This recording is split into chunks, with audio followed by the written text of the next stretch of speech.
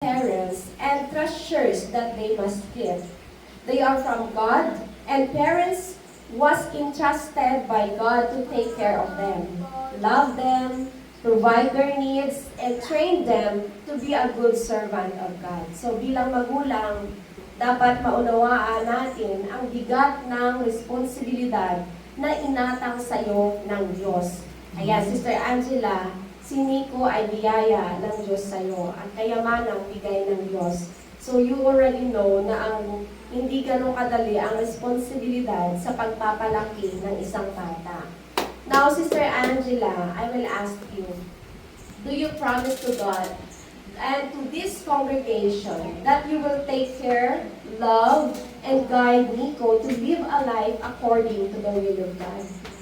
Praise God.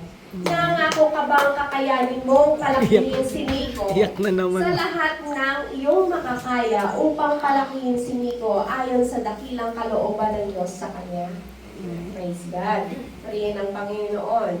And also, do you promise to provide him a Christian family life that is full of love, peace, and prosperity? Praise God. Purihin ang Panginoon. So when the time will come that Nico will be called by God to serve Him, nagbawa dumating ang panahon na ang Diyos ay tatawagin si Nico upang maglingkod sa Kanya. Do you promise not to stop Him? Praise God. Amen.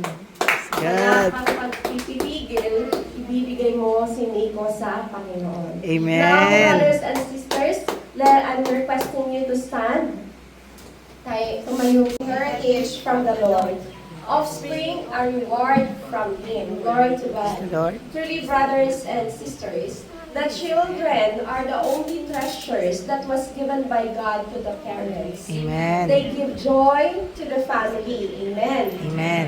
So it is very important to dedicate our children to God, to bring them closer to God. Amen. Amen. So, napakahalaga na ang mga anak na bigay ng Diyos sa isang magulang ay maihandog sa ating Panginoon. Amen. So, like Jesus, when He was small, He was brought by His parents to the temple and dedicate Him to our God. Let us read that in Luke. For He as He grow for Him to have a fear, to fear you and to love you and to follow you. Dalangin namin na siya'y lumaki, na may pagkilala sa iyo, dakilang Ama, may pag-ibig, at handang maglingkod sa iyo. Purihin ang Panginoon. At itong aming panalangin sa matamis na pangalan ng aming Panginoon, in Jesus' mighty name, Amen and Amen. Glory to God. Purihin ang ating Panginoon. Ngayon, ang batang si Nico ay na-dedicate na natin sa ating Panginoon. Can I have the dedication certificate? Okay na, iapat natin kay Sister Angela. Praise the Lord. Okay. Ito, dedication certificate.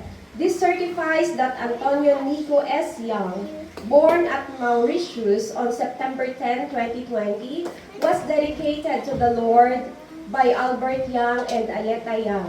We acknowledge that God gave them this precious gift and that they are responsible in guiding this child the ways of the Lord and nurture him of Word of God.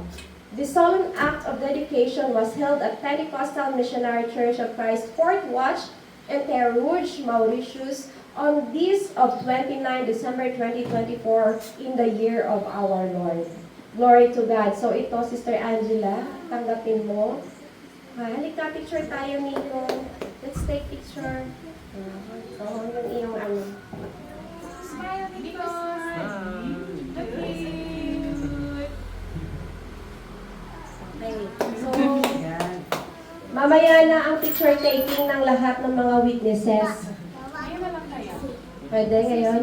Ano pa yun? Okay. O sige, baba niyo pulpito, please. Pakibaba ng pulpito. Baba mo muna yung pulpito. Ngayon mga